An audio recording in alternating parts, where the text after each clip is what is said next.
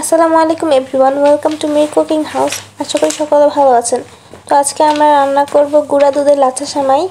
এই জন্য আমরা প্রথমে 2 লিটার পানিতে 2 কাপ পরিমাণ গুঁড়ো দুধ দিয়ে দিচ্ছি। এখন দিয়ে দিব হাফ কাপের 3 কাপ পরিমাণ চিনি।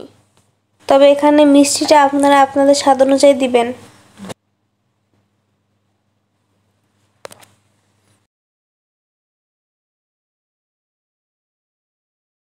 এখন সেমাইয়ের মশলাগুলো দিয়ে দিব। 4 টুকরা এলাচ ও দারচিনি দিয়ে কিছুক্ষণ ভালো করে জাল করে নেব। দুধটা একটু ভালো করে জাল করে নেবেন, কারণ দুধ যত বেশি ঘন হবে সেমাইটা তত বেশি মজা হবে।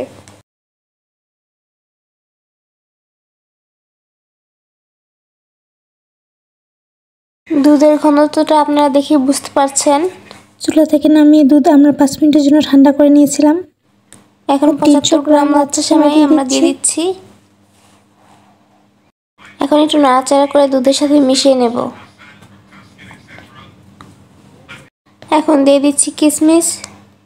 আপনাদের কাছে বাদাম থাকলে আপনারা বাদামও দিয়ে দিতে পারেন। আর তৈরি হয়ে গেল আমাদের লাচ্ছা সেমাই। থ্যাংক ইউ এভরিওয়ান, ভালো থাকবেন সবাই। আসসালামু আলাইকুম।